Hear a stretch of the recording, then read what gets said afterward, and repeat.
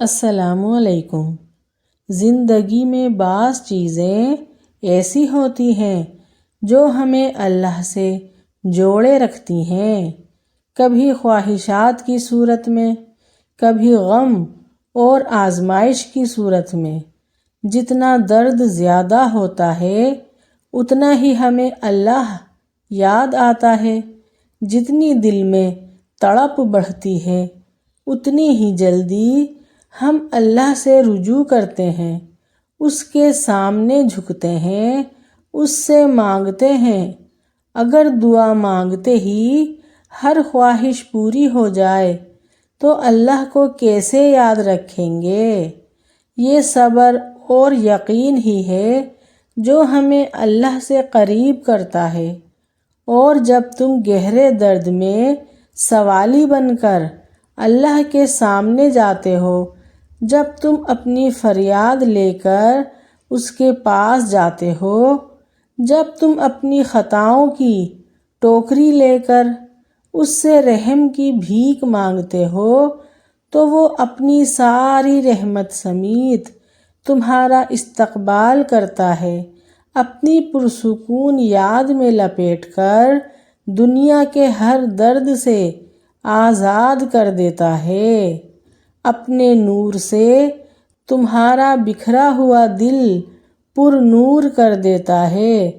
بس اس کی طرف آنے کی دیر ہے، اور جو دروازے زمین والوں کی تدبیروں سے بند ہوتے ہیں ان سے بڑے دروازے آسمان والے کے فضل سے کھلتے ہیں۔ مکار اپنی چالیں چلتے رہ جاتے ہیں اور رب کی کن سے وہ اپنے ہی جال میں الجھ کر رہ جاتے ہیں۔ ذلت دینے والے پلان ہی کرتے رہتے ہیں اور رب عزتوں سے نواز دیتا ہے۔ ایسا کچھ نہیں جو رب سے پوشیدہ ہو، اور ایسا بھی کچھ نہیں جو اس کے اختیار سے باہر ہو۔ یاد رکھنا، جب تم سے واپس لی ہوئی چیز اللہ تعالیٰ تمہیں واپس لوٹانا چاہتا ہے تو یہ دو خاص نشانیاں بار بار تمہارے سامنے لاتا ہے۔ اکثر تم چیزوں کے کھونے اور چھننے پر اپنے نصیب کو ہی برا بھلا کہنے لگتے ہو، اور تم یہ سوچنے پر مجبور ہو جاتے ہو کہ یہ دنیا تمہارے لیے سزا اور دوسروں کے لیے جزا کیوں ہے، آخر میں ہی خالی ہاتھ کیوں؟ اور پھر یہ بے بسی تمہیں بالکل نا امید کر دیتی ہے۔ اور پتہ ہے انسان کے زوال کا انتہائی پست درجہ کیا ہے؟ کہ کچھ اس کی مرضی کے مطابق نہ ہو رہا ہو اور وہ دل شکن اور مایوس ہو کر شیطانی چالوں میں الجھ جائے۔ اگرچہ تمہیں اسباب بنتے نظر نہیں آ رہے، راستے دکھائی نہیں دے رہے، مگر جان رکھو کہ تمہارا رب جس معاملے کو جتنا الجھا دیتا ہے اسے اتنی ہی خوبصورتی سے سلجھا کر تمہیں اپنی رحمت کے لیے چن لیتا ہے۔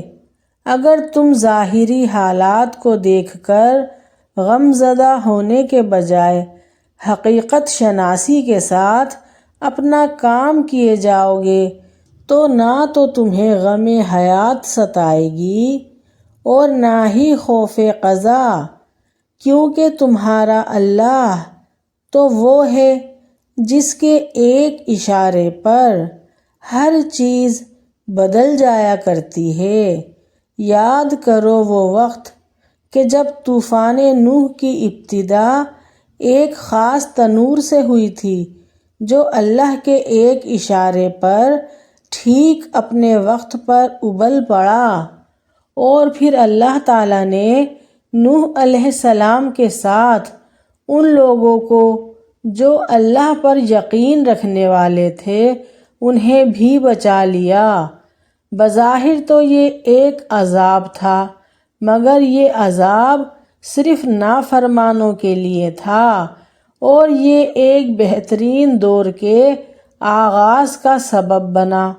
اللہ تعالیٰ قرآن میں فرماتا ہے، در حقیقت تو علیم اور حکیم صرف اللہ ہی ہے، پیروی کرو اس بات کی جس کا اشارہ تمہارے رب کی طرف سے تمہیں دیا جا رہا ہے۔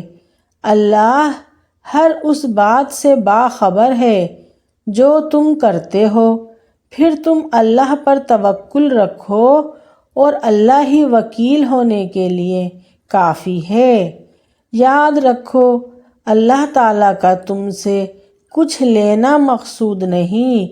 اگر تمہارے دل میں یہ سوال بار بار آ رہا ہے کہ تم سے تمہاری من پسند چیز کیوں چھین لی گئی، تو یہ دو صورتیں جان لو کہ جس طرح پانی کی یہ حقیقت نہیں کہ وہ کوئی نقش قبول کر سکے، اور نہ ہی ریت کی یہ حقیقت ہے کہ وہ مضبوط تعمیر کی بنیاد رکھ سکے، بالکل اسی طرح سچائی اور حقیقت کو نظر انداز کر کے اگر دھوکہ اور بے جا امید پر اپنے عمل کی بنیاد رکھو گے نا، تو اسے ناکام ہی پاؤ گے۔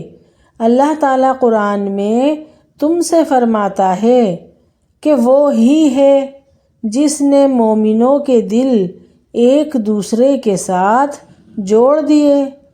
تم روئے زمین کی ساری دولت بھی خرچ کر ڈالتے تو ان کے دل نہ جڑ سکتے تھے، مگر وہ اللہ ہی ہے جس نے ان لوگوں کے دل جوڑ دیے۔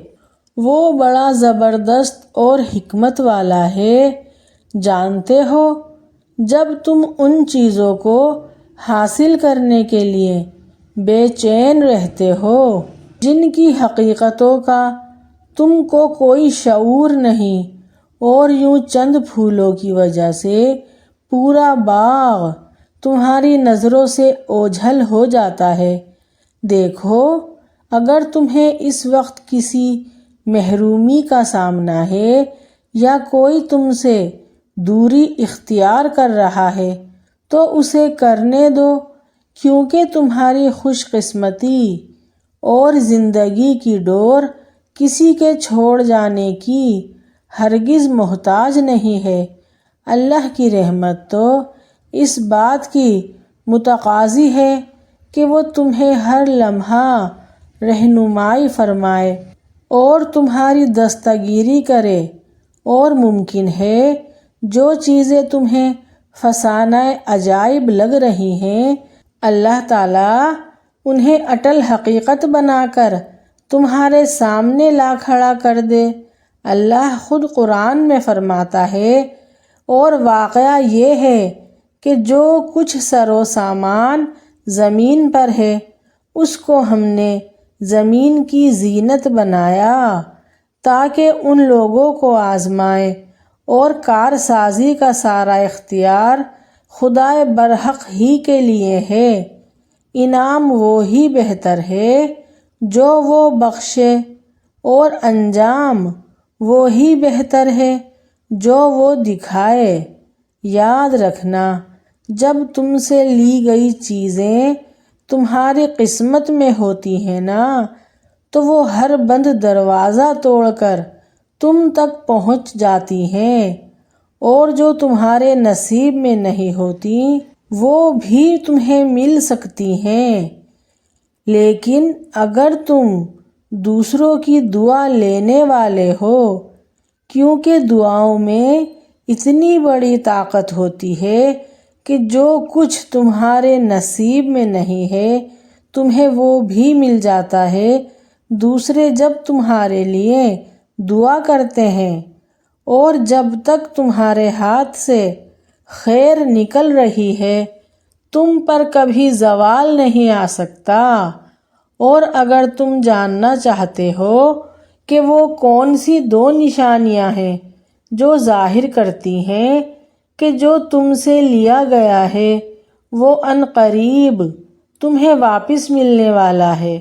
تو اس کی پہلی نشانی تو یہ ہے جب تم اسباب کے سوالیہ نشانوں کو توکل اور یقین کے جوابوں سے بھرنا شروع کر دیتے ہو اور نا امیدی کے ہزار اسباب ہونے کے باوجود بھی امید اور اس کا دیا بجھنے نہیں دیتے، تو سمجھ لو اس مہربان رب نے تمہیں کن کی عطاؤں سے ڈھانپ لیا ہے۔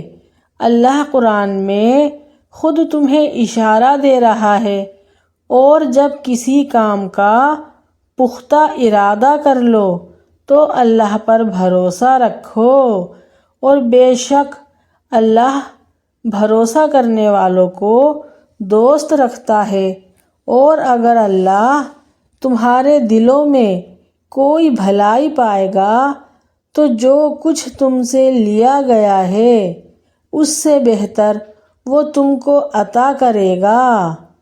تم سے لی گئی چیز واپس دینے کی دوسری بڑی نشانی یہ ہے کہ جب تمہیں حالات کی گردشیں متزلزل نہیں کر سکتی بلکہ منزل کا حصول تمہیں اتنا ہی تیز قدم بنا دیتا ہے، اور جب تم اپنے جذبات اور خواہشات کو قابو میں رکھ کر ٹھنڈے دل کے ساتھ فیصلہ کرتے ہو تو وہ رحمان تمہاری قسمت کے تمام بند دروازے کھولنا شروع کر دیتا ہے۔